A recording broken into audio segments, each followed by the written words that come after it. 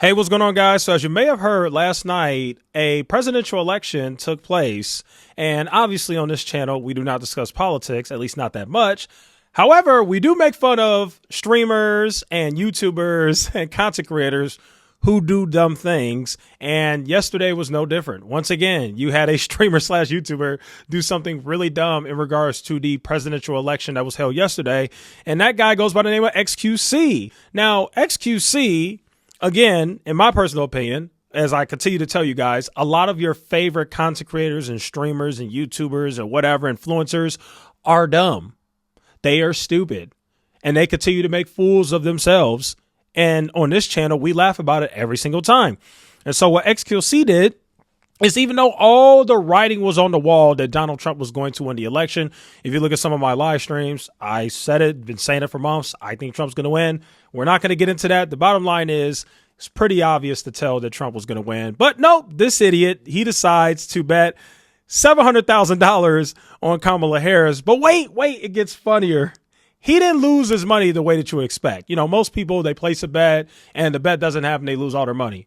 But what most people don't know, if you're not a sports bettor, I do sports bet, so I'm familiar with how this works.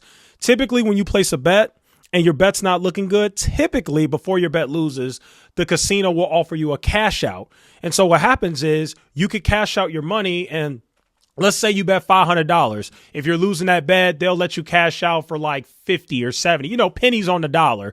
And sometimes they give you that option. Well, XQC decided to exercise that option. And once he saw that the election results were not looking good for Kamala Harris, he immediately panicked and cashed out. And it was actually really funny. Let's go ahead and take a look at this video right here.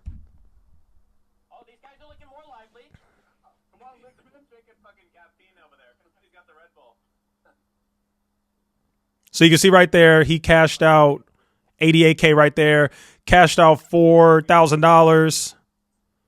Cashed out $21,000 on a $25,000 bet. Looks like he made more bets, but this is just so funny. I agree. They need it. This guy's career is flashing in his face. At least you're not him, right? Career. This guy's like 90 years old. And then you can see his face right there.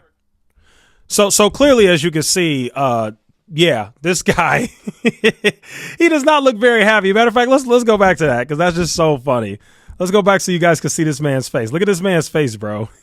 Like, look at him. He looks like he has that face like, oh, like this was not a great decision. It's over, okay? He's like making money right now. Really funny. But yeah, so XQC did something stupid, lost a bunch of money.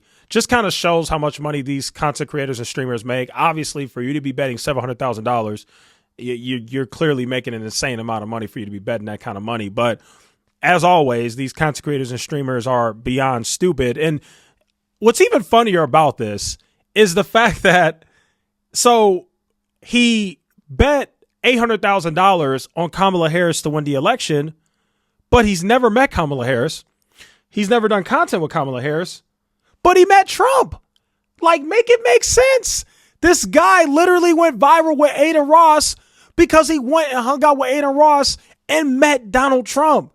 So how do you go from meeting Donald Trump, attending his interview with Ada Ross, sitting through that whole thing, and your takeaway from that is, oh yeah, Kamala's going to win, I'm placing the bet. Like, that was your takeaway? Let me show you guys the video. This is a video right here of XQC meeting Donald Trump and wearing a t-shirt with his face on it. Like, how dumb are these YouTubers? This is so funny. Here's the video right here. By the way, do you like my buddy Felix's shirt? I love that. Felix, by the way, Mr. Trump. That's fantastic. Wow. Yeah, you got the grills on. I like that. Hey, I know, that's what I noticed. I noticed the grill. Oh my God. Nice to see you. Thank you. I mean, seriously, how dumb can you be? Like, that's crazy. The guy literally meets Trump, does the whole smiling thing. Oh, look at my shirt. Oh. And then you place a $700,000 bet on Kamala, and then you lose your money. And then the other funny part about this, too, is when you watch this video, you can tell that Trump has no idea who this guy is, which is so funny because if I'm not mistaken, I'm pretty sure XQC actually has a bigger following than Ada Ross does. So that's even funnier that Trump knows Ada Ross but doesn't even know XQC, and he has a bigger following. Like, he's literally one of the biggest streamers on Twitch. So I just thought that was absolutely hilarious that you got a dumb YouTuber betting this insane amount of money and he lost his money and he panicked about it. let me go ahead and show you another thing that happened with another streamer. And I want to speak to a broader part of how YouTubers and streamers and stuff like that are going to have a major influence on politics in years to come. We'll talk about it in just a second. First, let's listen to Hassan Piker kind of lose his mind because Dana White shouted out Aiden Ross and another content creator. I can't remember. Here we go.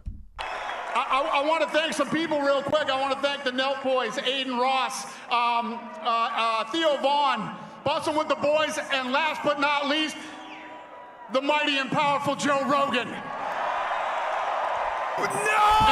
That's so. Oh, my bad. I stopped the video right when he was about to melt down. Here we go. No! And thank you, America. Thank you. Have a good night. What is this country?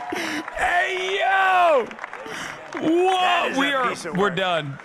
We're done. Yeah, he's an amazing. He's really an amazing guy. But most of all, I want to We're thank done. the millions of hardworking Americans across the nation who have always been We're the so heart and cooked. soul of this It's over. really great movement. It's over. It's We've over. been through It's so much together, over. and today you showed up in record numbers to deliver a victory. Okay, so I actually disagree with Hassan Piker on this. I don't think that it's insane that you're starting to see people affiliated with political candidates get up on the podium in front of the entire world and shout out content creators and streamers. I think that's where our political landscape is gone. As a matter of fact, I think last night it's been obvious for a few years now that legacy media is dying and that independent media is the new wave. I'm talking about YouTubers, random people in their mom's basement who turn on a freaking microphone and make a bunch of money. Yeah, those people are the new media. That's the new media. It's not CNN and Fox News. I did a live stream on my channel last night. By the way, thank you to everybody who showed up to that. That was really awesome. We had a great time. But when I did that live stream, seriously, the mainstream legacy media was so boring. It was terrible. It wasn't good breakdowns. You got all these old, boring people. There's no excitement. It just wasn't good. And what's happening is the fact that you just saw, first off, the reason why Dana White shouted out Aiden Ross and the Nelk boys and all those other people is because Dana White is actually the one who has the relationship with them. Dana White is the one who told Donald Trump, hey, I think you should get on these guys' podcasts. These guys have a huge reach, especially with younger voters. And on top of that, these guys lean conservative. These are conservative content creators who typically lean more to the right.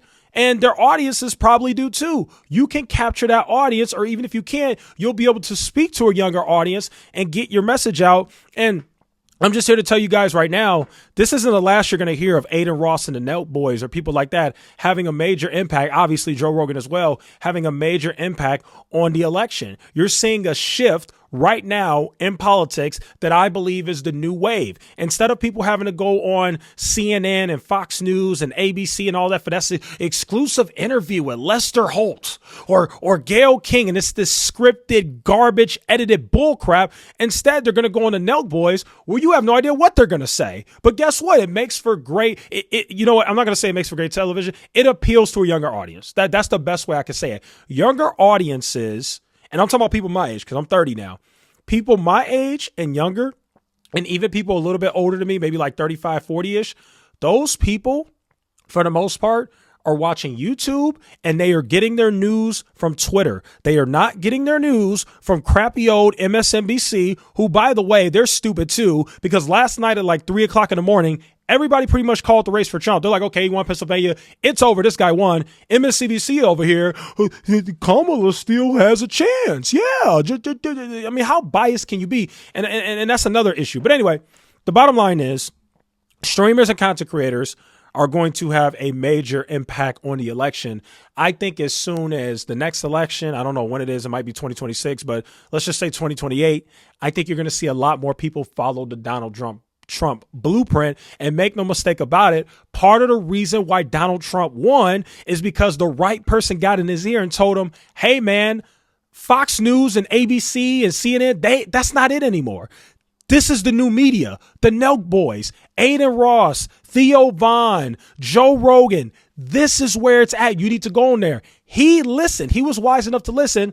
Kamala Harris didn't listen. Kamala Harris, I mean, she went on a few platforms, but it wasn't really anything good. She didn't go on Joe Rogan, even though she got the invite.